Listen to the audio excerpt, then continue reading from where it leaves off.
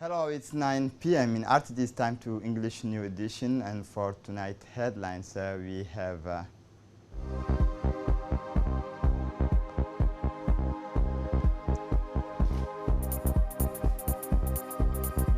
Council of Foreign Ministers, the Zero Slums in for the international scene, resumption of the peace in Sudan, talks between government and the rebels.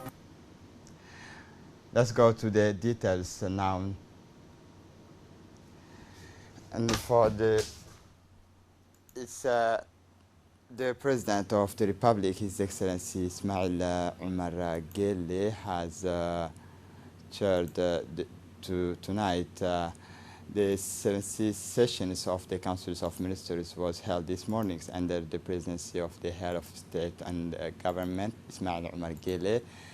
Three questions were on the agenda of these sessions, the first of which was concerned the Zero Slums programs for the Ministry of Housing, and discussions on the Zero Slum program. The Minister of Housing makes communications to the Council of Ministers on the Zero Slum program. This program, initiated by the Head of State, aims to provide an operational and sustainable response to the problems of access to housing and urban community services, while according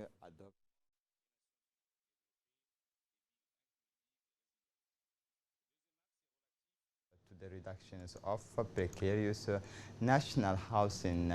The main objective of the Zero Slum program is to contribute to the improvement of living conditions and housing for urban populations in the precarious neighborhoods. It will reconfigures our urban space to give a new face to our neighborhood and make them the inclusive neighborhoods of tomorrow. In terms of operationalization, the Zero Slum program will also target the regions and will focus on the capital to meet the challenges and solve the problem of precarious housing. The Housing Department has put in place a strategy to implement the National Zero Slum program. Thus, the program focuses on the development and servicing of approximately 850 hectares to meet the demands for social plots and relocate households affected by restructuring operations. As a result, a list of 13 districts was selected for priority emergency interventions. Finally, support for self-construction is planned. This very important activity of Zero Slum program aims to provide both technical and financial assistance to low-income populations for the reconstructions of precarious housing made of permanent, sustainable materials. On the other hand, the Zero Slum program encompasses a number of activities, including institutional and technical operational mobilization synchronized with national institutions. This important program is estimated at 87 billion Djibouti francs over the next 50 years. Finally, the program adopts a participatory approach to the first beneficiaries, the citizens, which is reflected in their commitment to contribute fully to the sustainable urban development and of their environment. As for the Ministry of Women and Family, a draft law establishing gender parity and representations in decision-making powers. The purpose of this bill is to introduce measures to promote equal access to decision-making powers between men and women in all institutions. In recent years, under the leadership of the Head of State, our country has made significant progress in the promotion and defense of women's rights. Despite this legislative advance marked in particular by Law number 192 establishing the quota systems in elected offices and state administrations, women still remain in the minority among elected officials and political decision-making bodies. It appeared necessary to take concrete measures to correct this underrepresentation. This draw law provides for the equality and male-female candidates in all fully or partially elected institutions in the public administration. The adoption of this draft law aims to guarantee women equal participation in the countries in the development and political lives. The three questions draft law on the protection, prevention and care of women, children's victims of violence. The purpose of the draft law is to combat all forms of violence against women, and Djibouti, in the Republic of Djibouti, our country has signed several international and regional instruments on the protection and promotions of their rights, and the women's children has put in place a political, legal, social, economic framework and political measures to strengthen the protections of women and children against violence, such as violence against women and children is scourges that transcend countries, with women and children being part of the vulnerable group, and it is therefore important to protect them. It is within this framework that the development of this specific legal framework is playing in this project, specifically defined the notion of violence against women and children, as well as all forms of discrimination and violence. The aim of this project is to prevent, protect, and punish violence against women and children while providing for care mechanisms and the creation of special structures. The adoption of this text will make it possible to punish violations of recognized rights and to combat discrimination. It also aims to provide strong legal protections for women and children who are victims of violence. And finally, the Minister of Interior reported on his participation in the work of the 70th sessions of the Executive Committee on the United Nations High Commissioner for Refugees, which was held from 7 to 11 October 2019 in Geneva. The President of the Republic, His Excellency Ismail Omar Guelleh, today Tuesday sent a message of congratulations to the newly elected President of Tunisia, Mr. Kais Saied. In his congratulatory telegram, the head of state held a resounding victory, a sign of the popular support of the Tunisian brothers and friend people for the political visions of Mr. Kais Saied, the largely dominating scores of that has been given to your elections gives you all the legitimacy you need to initiate the program that you consider useful for the development of countries and well-being of your people. The President Ismail Omar Guelleh wrote, "Be sure that you will always find with the people and the government of Djibouti all the necessary support to strengthen relations of friendship and cooperation between our two sister nations," the head of state. Also note, before reiterating the wishes for success to the newly elected president of Tunisia. Day D for the massive tree plantings in the Republic of Djibouti tomorrow, October 16th, World Food Days, will also be the start of the day planting 2,000 trees. More detail with Idris Mahmoud. It was the first day for massive tree planting day in Republic of Djibouti. Tomorrow, 16 October, will be World Food Day and will also be the start of a day of planting of 100,000 trees throughout the country. The ceremony hosted by Head of State His Excellency Mr. Ismail Omar Gilli will be attended by all members of our government, parliamentarian, representative of international organizations, civil society, various bodies, including armed force, national police, national gendarmerie, Republican Guard, and Coast Guard. It's within framework that all Djibouti is preparing today to prepare the ground, and particular due to the hole with the young plant will be planted tomorrow. 100,000 trees is the number set by Minister of Agriculture across the country. Indeed, this tree planting will not only take place in the capital, but simultaneously in five regions in the country. This operation has been prepared by the Minister of Agriculture for a long time and aims to combat soil desertification. Once planted, it is necessary to protect and maintain trees. For this reason, we must all responsible each other of this own level to protect our environment.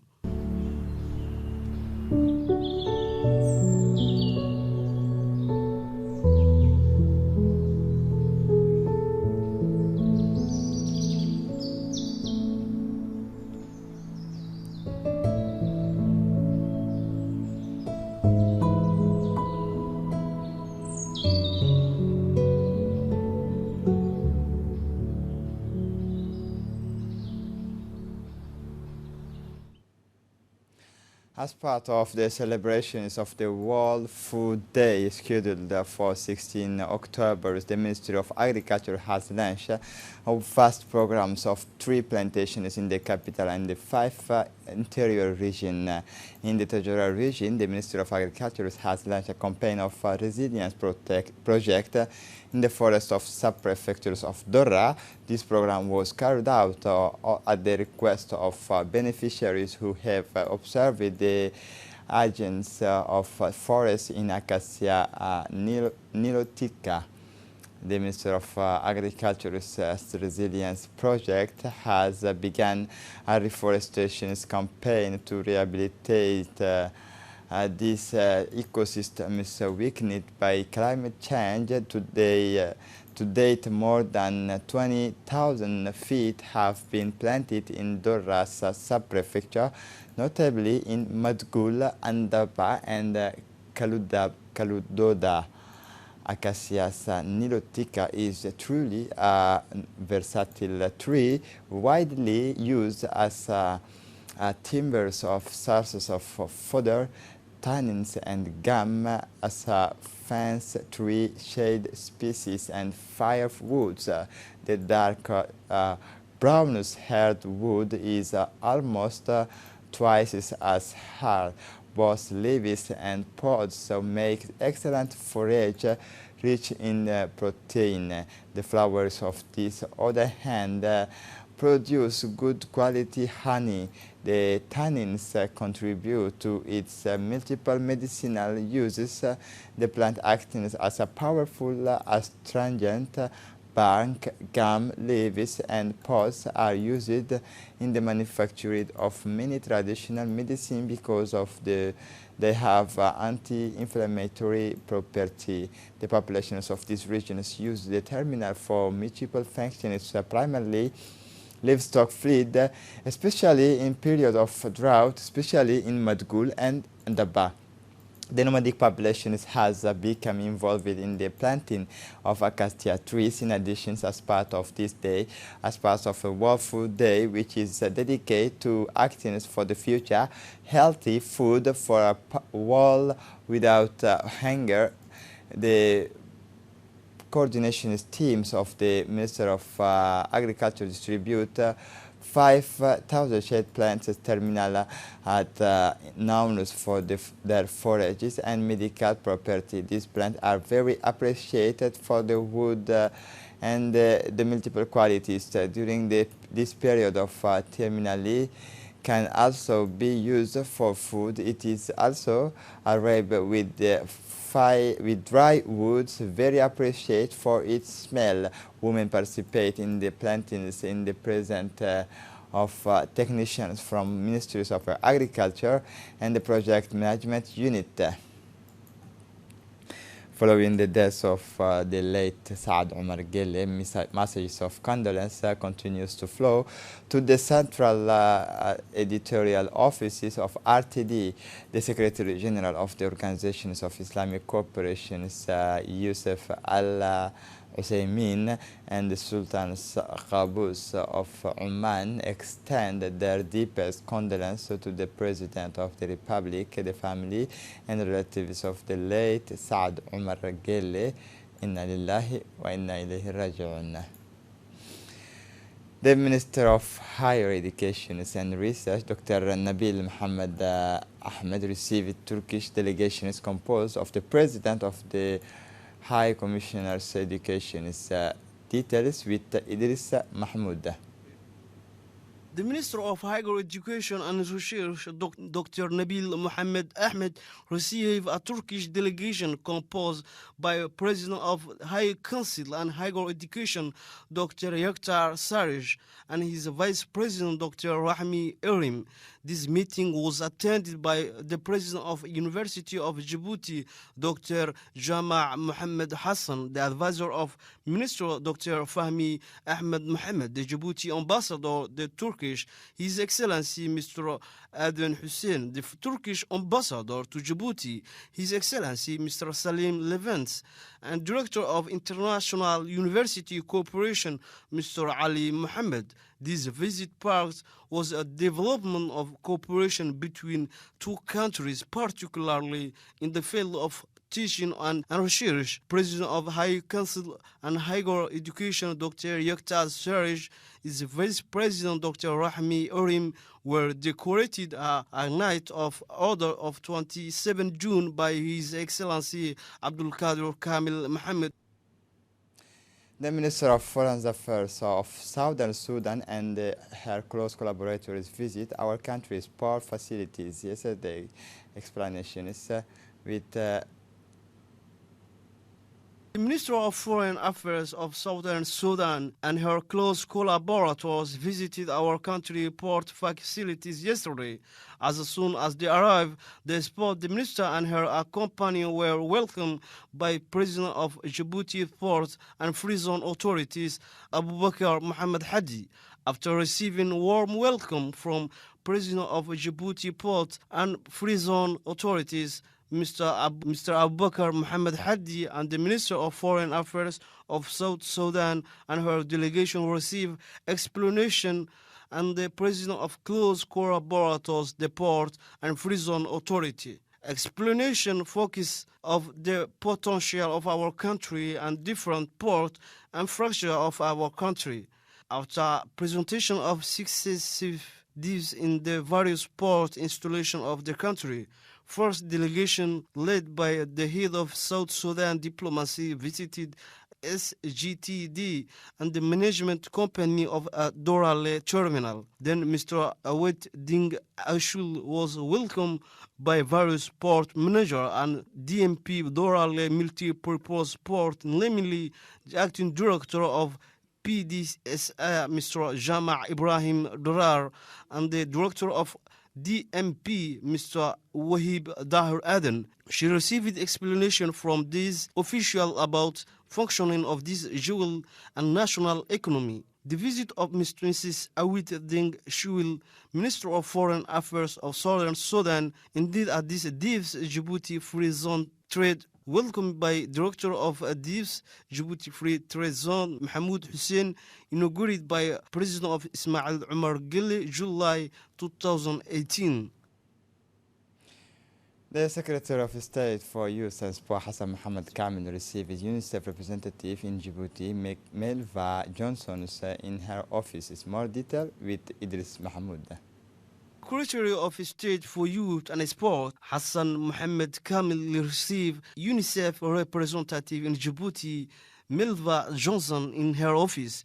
This meeting, which took place in the presence of Director of National Institute of Sport Training, Mr. Saeed Ali Hussein, allowed the two managers of discuss and exchange view of cooperation between UNICEF and Department of Term of Youth and Sport Activities. The Secretary of State welcomed the visit and recalled that the existence of cooperation with UNICEF and confirmed that representative comment regarding demography and importance of youth, which represent of about 70% of the population. The discussion, indeed, with the discussion of and mean that achieving cooperation on the forthcoming organization on the International Youth Forum to be held in Djibouti in 2020. As part of the Science Week at the headquarters of the Center for Technology and Innovations for Development, trainings on programming is taking place and young girls are benefiting from it. More details in this video.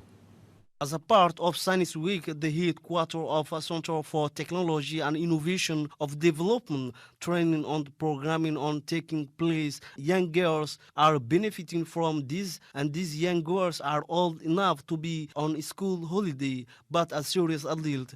These young girls between age of 8 and 18 are busy behind a palette of screen. Objective is to introduce young girls to the world computer in order to remedy and lack a female student in this field, but also to above all to break the popular tradition that still consider that girls are not made for this field. This allows them to learn to be familiar with this universe of code, but also allowed girls to better master the different programming in language. On the other hand, teaching the code to the girls should eventually make it possible to close the gap between men and women in new technologies are more than global phenomenon. At the end of this training, the participant will have to design solution for problems. The winner will be rewarded. There will be a feature for a net of digital platform. The members of the Al Sabih Regional Councils held their first extraordinary meetings and 16th assemblies this year, yesterday morning, at their headquarters. This one was chaired by the President of the Regional Council, Mr. Omar Ahmed Wais.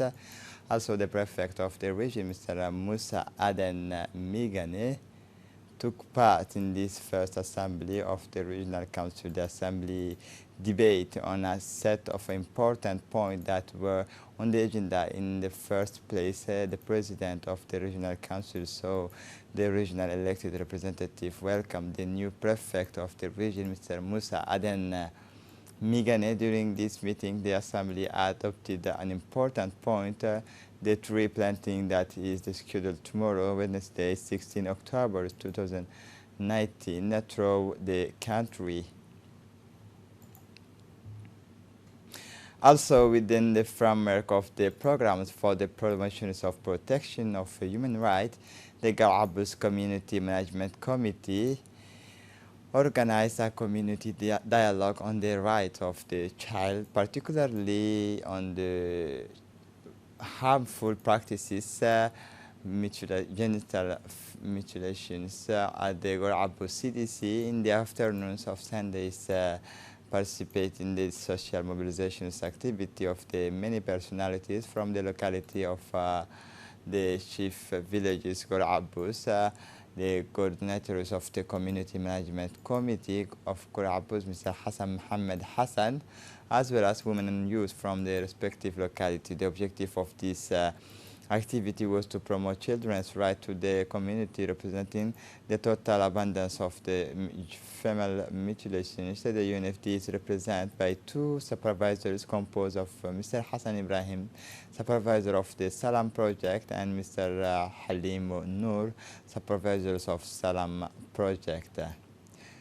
For the international scene in Sudan, resumptions of peace talks between the government and the rebels in Juba Sudan's ruling councils and rebel leaders resumed peace talks on Mondays to end multiple internal conflicts and essential conditions for the countries to be removed from the list of states sponsoring terrorism. This situation does not help the affairs of Sudan, which is now deprived of the debts relief in this desperately needs, as well as the financing of organizations such as International Monetary Fund and the World Bank. Removal from the list of potentially opens the doors to foreign investment. The opening of the discussions was attended by such prominent figures as Ethiopian Prime Minister Dr. Abiy Ahmed, Nobel Prizes winners 2019, President Salva Kiir of Southern Sudan, Ugandan President Yoweri Museveni, Egyptian Prime Minister Mustafa Kemal Mahmoudi, and Sudanese General Abdel Fattah al-Burhan. Sudanese Prime Minister Abdallah Hamdok has been in office since 21 August following an agreement between the military and protesters to transition power to civilian. And to close up this edition, Mozambique calls for peaceful elections. The Southern African Development Community calls on the political class to exercise restraint that Tuesday general elections can be held in a calm, peaceful manner. Some 30 million Mozambicans listed by the Electoral Commission have an appointment with the polls on Tuesday, October 15, 2019. These are legislative, local, and especially presidential elections for the Supreme Judiciaries. They will have to decide between the outgoing head of state, Philip Nyusi, in power since 2015, and three other candidates, Sofo Mnomade, David Sumobo, and Mario Albino, an elections that the Southern African Development Community want to calm as the prelude to tomorrow's elections. They want a peaceful electoral process that will strengthen peace in Mozambique. We ask all registered voters to exercise their democratic right to vote, the organizations said on Twitter. This is it for the news. Thanks for watching us.